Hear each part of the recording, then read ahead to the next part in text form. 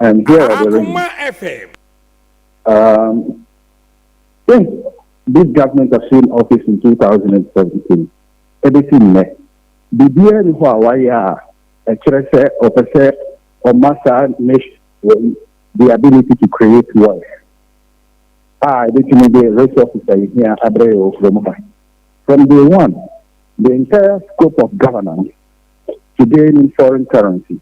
And I say your bond on the international market. And those bonds were subscribed, not because of the brilliance of the finance minister, and after how well or manage the economy. No.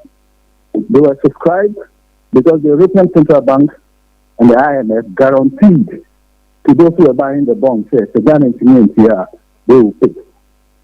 That is the only reason why the bonds were being bought.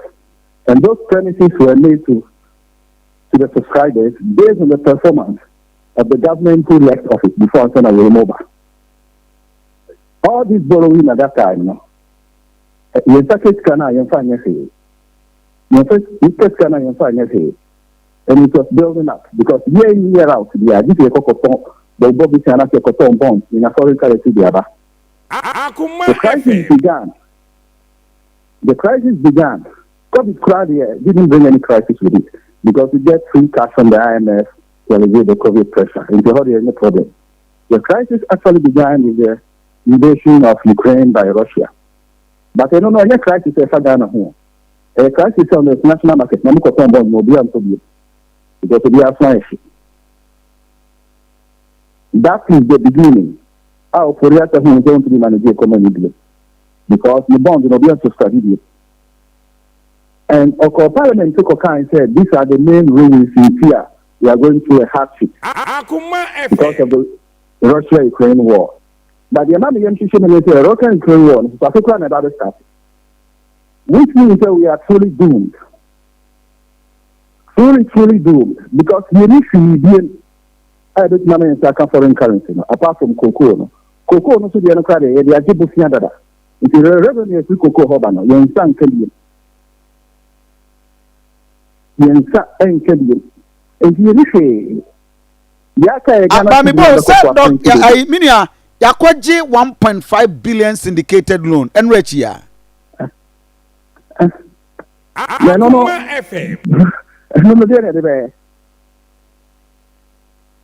1.5 billion. Say, yeah, the Abesha economy. You're 9 billion. You're 9.4 billion. That is enough only for 4 months importation of what we need in this country. Okay. 9.4 billion. Just 4 months when everything is covered. Okay, now January this year, the end of December, the scanner your reserve fund, 9.4, which is able to sustain only 4 months of our importation. So instead of no credit, but on one I think because part of those money is going to pay debt. Both you no cocoa boy, I want to scan and and from January I between on next year the foreign currency brilliant. And herein lies the crisis. You go through. When you say IMF delay credit, and I say for any reason, we are in a mess. And the IMF will delay another opportunity because a budget for that presenting full of lies.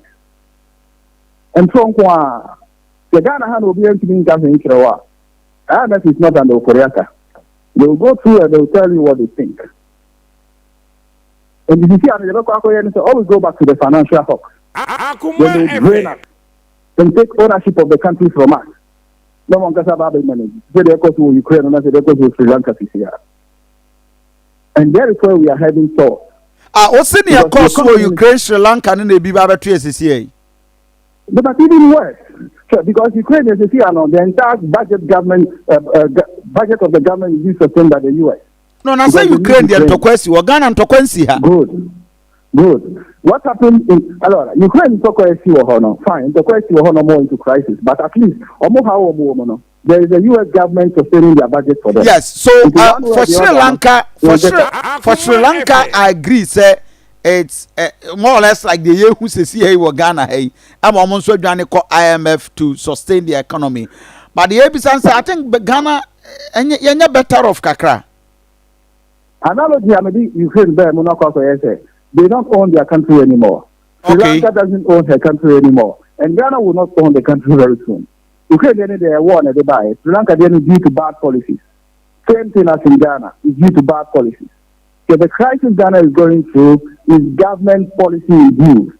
And the crisis are up to a union home say. Yabai Wayana Kofabrayan. And only the crisis are come to see because all you are buying our back. One, only show my crying. So Mumirom Humyajima, only show beyond crying, Ubuamaben. Let me give you an example. Yekos was a of small scale mining sector. There is an attack on them, say, Obukrasi mine, they are young to money. Okay. Now, you are a government. In 3 years, Uncle Country will be a son for Encouragement, or more Casa Domope at the Somo Yajima. Resources then or more. You will go to assassination. If you enjoy too. Oh, Saudi Arabia or oil, or move to Russia or gas, or move to. These are God given resources for the Amao. If you are trying to in countries in like, so you have a mistake, no directly. If you are mistaken, there is a forest. Can we isolate Omomo Yajima on Chionano and Omomo Yajima forest nano? Now for Omomo Yajima, ya guide you almost the resources better of my nana. Yes, some of my DA and they got foreign currency. Let me give you an example. In 2016, okay, the Coco Yajima it was on a small scale mining. While we were working, Ghana Revenue followed I hope the catcher and said, it's about nuclear tax. It was having about 1,200 boys working there. And he told them that this is highly an informal sector. Boys no more high or China Omuniha. And the young say we take the burden on ourselves, say this your taxes on their behalf. By any boys in the Becca. So every 3 weeks, Biano, or Mubriki Jumano. If you enter 50 cities a month as revenue, amount authority for Nigitum, boys also Omigitum. You go to a yard and Mokofa Galam stop from near Vanguard, Nina Sifoni in a buy. I'm buying a catcher of Mr. Fine. I am saying you say forest. It is no more acquiring Yajiman because this is how much the government is going to get. Yeah, Hong Kong on 60,000 Ghana cedis a month in a bit of our man. So, set up now a city up for Honum. Throughout the country, it was over 1,000 set up. But the emphasis say a 1,000 per paper. Okay, times 60,000 a month, All right. It's roughly at the end of the year, was giving this government about 720 million Ghana cedis a year. Just from that sector, 720 million Ghana cedis a year. Almost shutting it down, saying the name of Gallant Stop. This year of it's a matter. I insurance services. It is giant setting up, encourage it. Or see that on the way to corrupt and the whole thing collapsed and we left it. It was 720 million Ghana cedis. Any Bosnia. Any treasure bill I was on, it's Canon buy home free directly. And what goes Nanan was going to go out and give you foreign currencies to cushion your economy. Or collapsing.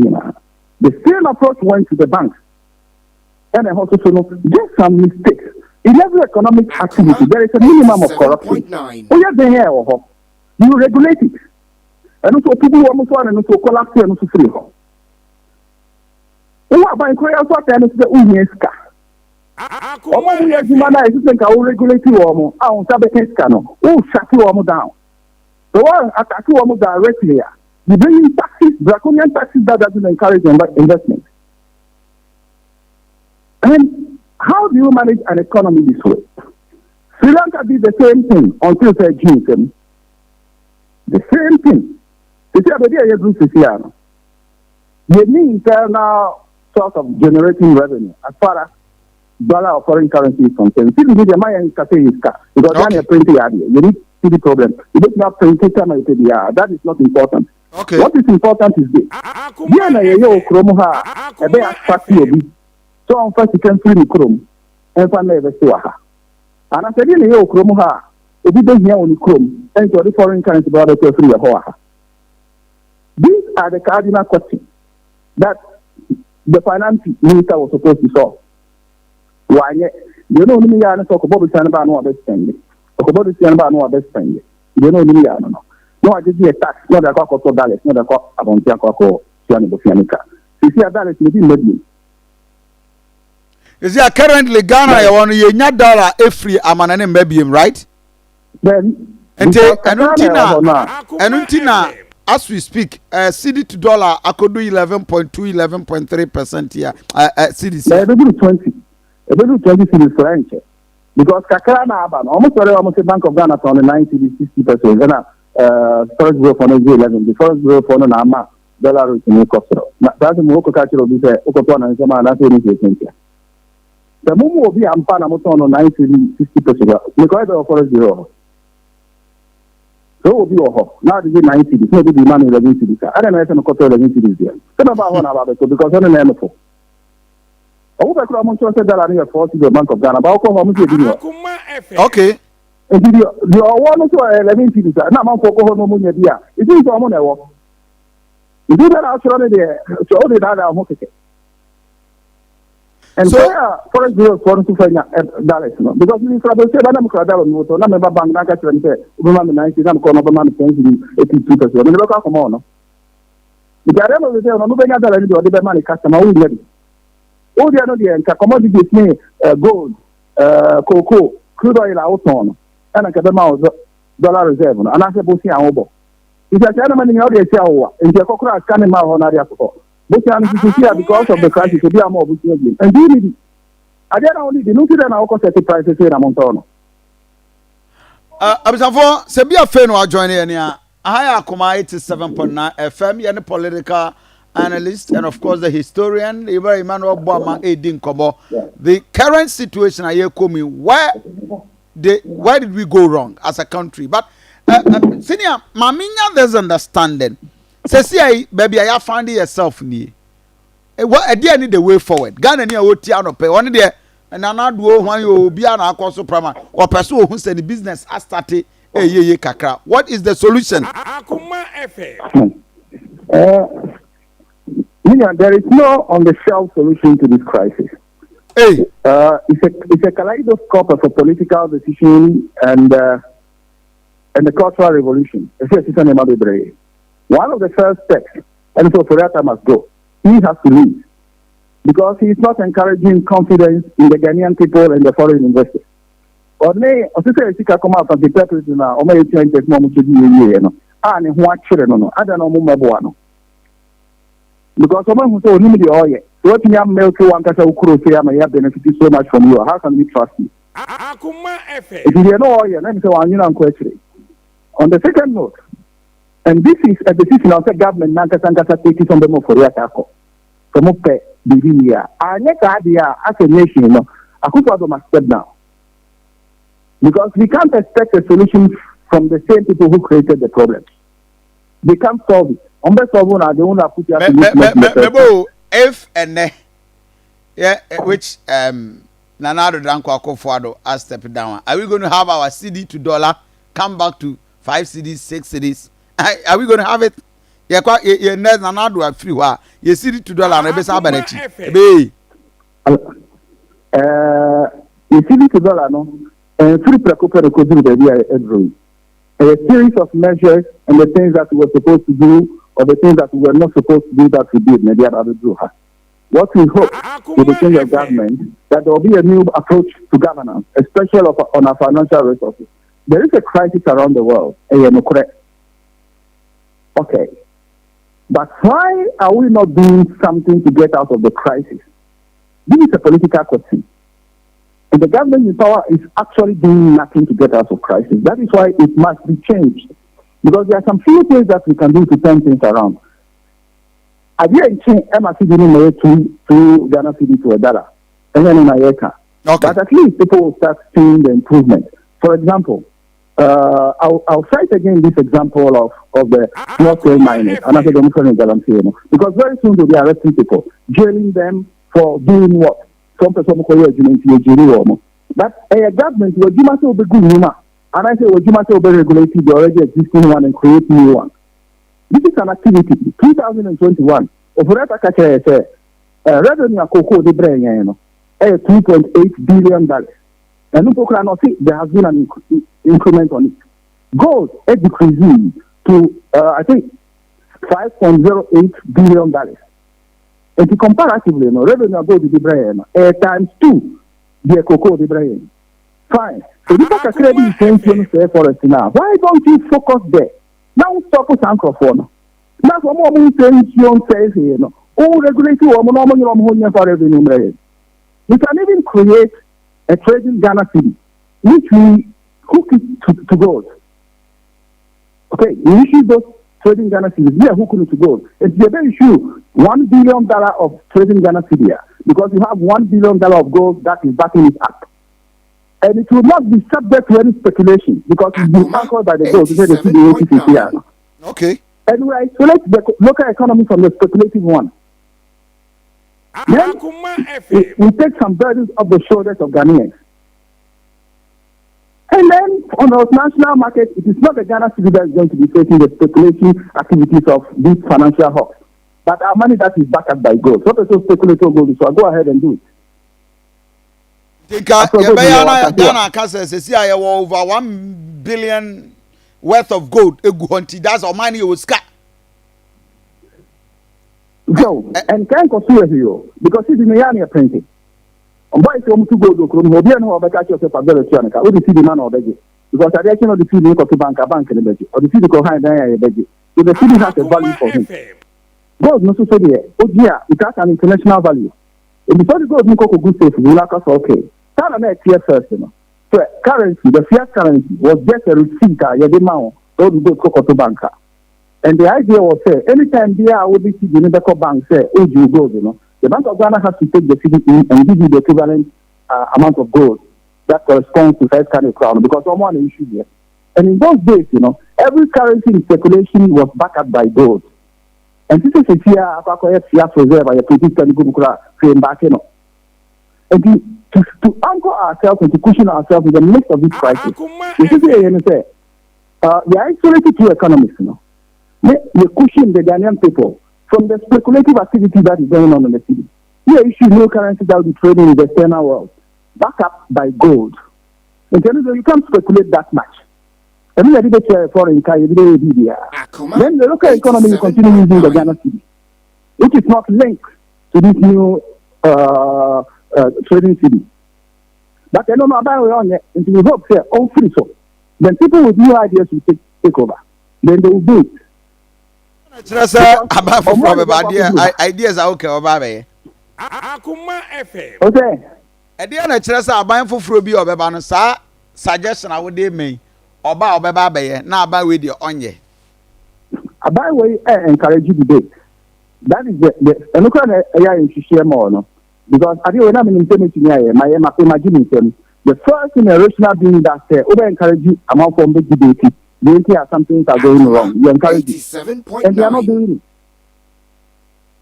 And we hope, say, with the looming crisis, on who's in the be listening to ideas and taking in new knowledge from people. And that in itself is the first step towards solving the problem. Let me wrap up with you. Busumi Dumu. More or less, we are the next 2 months, right? To end of the year. Yebekwa sebia Busumi be mienu a eda ye nimi ene ama betimi akoyie kakra madwadini a otie ma no pay. Say that over there. And on the time we will not to the for nothing is going to improve. It's going to get worse. With or without the IMF bailout, it's going to get worse. And Yama Bian Timens, Sanyama Baba Koso Asayach and Yewi. Yes, because in Corona, or maybe about the Buhano, or more than the Bukukurono, and so few or one answer okay, the politician.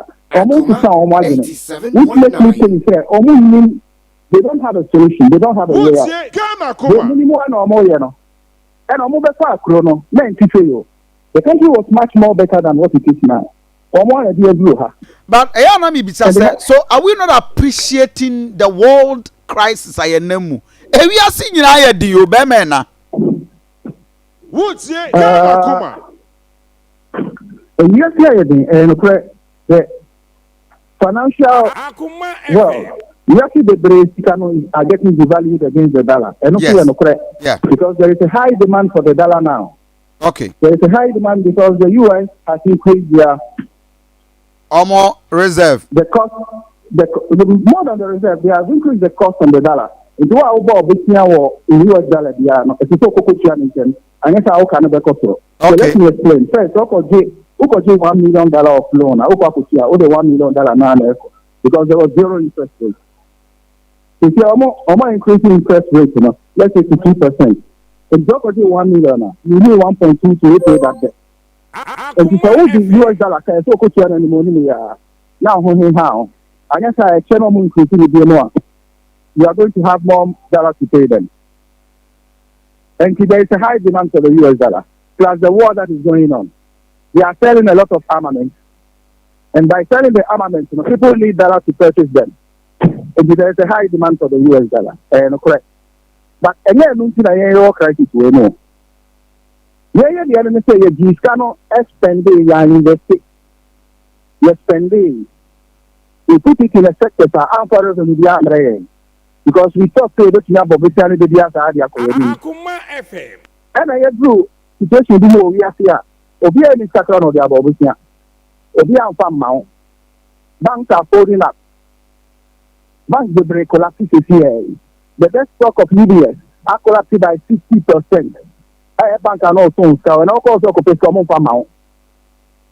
Okay, people are afraid now. They don't want to put their money in productive economy unless they trust you 100%. And they know so you can protect their investment. Yeah, Ghana for the other. So the crisis you are facing is not due to what is happening outside the shores of Ghana, but it is government policy in view. And nothing like for the attack. There will be a certain confidence in people that will be built up. But in case this entire government machinery must go. For the nation, we should stop the party politics. Because crisis never transcend political color. The crisis that is coming transcend political color. Now, someone managing the market cry only year. So there are over 3 million people engaged in small scale mining. Just about 5% per NL forest moves, you know. So if a government cannot manage 3 million people who are working, can she manage 3 million people who are not working and are hungry?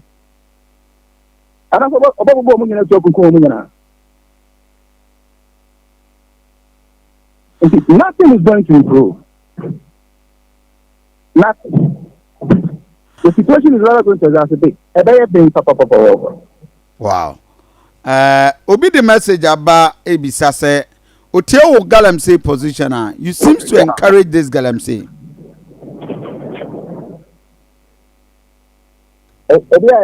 So Obi Bisa say, oh, Kasa Galamsey, are you in that position? Say, Yantuasonya Galamsey because he been scared from one other day. I'm in the position to say, say forest and saying should we stop it anyway? Can a government create 3 million jobs now all over the country?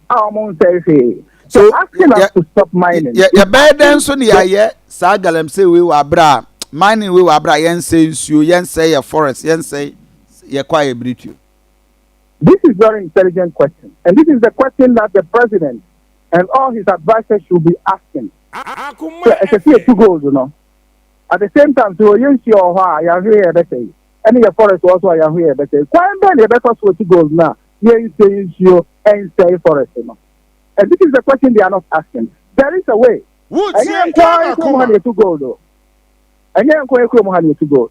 So the extraction of gas and crude oil is far more dangerous than the extraction of gold. But people have managed it. And of course, Mr. Atia, you may be a now. Many experience, many India. I don't know if you never be brave. So Mr. Atia now. But the Minian in the year, not the Akia, must be before home. There is a way. Among 2 gold will come have small scale miners. Almost saying you say forest. Almost more forest, you know. They are not even up to 10%. Almost agency, you know, they are not even up to 10% of all the mining community in the country. And in most cases, you know, almost forest, we are politicians. Almost economic miners, they are politicians. Because I don't know what could do them to Kosho Bian say. You are no about one sick and acquire miner, no uncle. Because when we say China, it did the other 3 names. Mining should be encouraged. It's only in the Oka and only in the Oye. The same attitude say yen shut omo down because omo ye di anya no. And na me di call pay bank no. And ye ho three no. And the man ensure say and here stop the whole mine no. It's not an intelligent economic question. The question that should be asked is, are they ensure say, let's find out why. And here's also what I say no. Because anybody say take out things you are. What you mean by support the part 3 million? You must say, or money and support because ensure say, that doesn't mean support for no mutation because anymore. And yes, mining should be encouraged. And so be a guy go to Akoma. Yeah, guy then. Yakupon the mine or the gas are Russia for move too. And now putting their building in mine. Saudi Arabia is rich, not because they have a Silicon Valley in Abu Dhabi and I say Riyadh. No. They are rich because they are extracting their oil and they are managing it well. And not necessarily here. But you know, Coca will be a night to everyone to China for them to order. Second of 40 who they are to her. Some money and another man said, money to go. So why don't we encourage those kind of stuff to develop our own homegrown knowledge to manage our resources? Manage our resources. Emmanuel Boamah, my young fan common here. Me did say with your position as the way forward. Oh, my name is Oforiata must go. So Oforiata buying to me and Pamana then a buying Casa should go. When I mean film, any other thing? Yes, other way forward. No, never me any mania, but I don't see it to be a way forward. Though. So Oforiata unque, not just the other swat today, because Oforiata connect now ban for bar, and we cannot have the situation resolved. Still, allora, Oforiata call the Cornelia on one option the out. So there are two things to it. There is something that we call disgrace and humiliation, and sometimes a wise man chooses to be humiliated than being disgraced. Because for to say here, near through Sri Lanka way, and I never know because of the corner on cool. I know the other of the call. So it's better for them to plan it, to plan the exit. The problem I being moment say, or why the Kwakoji as you do also. That is the I don't grab anything. Why the Bako? Why I didn't see the Kwakoji radio? I don't have a problem because I get or the corner on call the other of the call. Call the other of the call. The they say a crude oil kakra, Upako car of Pabana police is just for the good. A Duba Belgium, Duba Cafe. Now, sorry, Anopa. Now for continuous 1 week, 4 years, 5 years to me come back. Now, Traba. Over Minia, Ghana, you had the alternative in political takeover. Is it NDC or MPP? Yeah, took we had more or less not Russia, Ukraine, COVID had no challenge. We still have under the NDC almost a similar challenge, though things were not that terrible as we are experiencing. What is the assurance that Ghana for? Okay, in the alternative, you better make a solution. No, there is a solution. Allora, first of all, we need a political will, which is not there. But there is a solution. Ukraine-Russian war, no? But with good and sound policy, even Germany, 40% of their industry is dependent on the Russian gas. Putin to two, because of the chances. Germany for gas almost because we are putting economic sanctions on Putin. It's almost like blow gas pipe on the app. Our supply and call Germany directly and COVID. The cost of energy was rising and the citizens could not afford it. The source here and say, why issue 200 billion euros to cushion the energy crisis? So the better more gas, not to take the cost of energy. I'm an industry, no more producer to stay competitive. This was a political decision. Oh, yeah, they are born in mind. We could not do it because as a government, some money was from Gabriel. We're in security reserve. We're managing economy now against an eventual crisis in the future. Fine, you're here. To say about the Drew crisis, what should you do? Then the next question that we ask ourselves is this: what do we have? What are the resources that we have? You need to call you need to foreign reserve. And I said, you be a person these are the cardinal questions to ask. Okay. And then yes, they are not encouraging the debate. They are not provoking the debate. They are still insisting on their always a situation that they know it all, they can do it all. In the midst of this crisis, I think what admit no, I don't the next year also for finance invite all people on board, sit them down. The idea to cry and maybe we may polish it, and will get something out of it. He's not doing it. So this is what they do when they are in crisis. Okay. They call out their best brains to sit them down. That we want a solution to this problem. Okay. Mame na was your pay. Bijiri say be because I interrogated the discussion. Hi Akoma 87.9 FM. Mini the Duanaba Kofi Asantini. But a very important discussion so be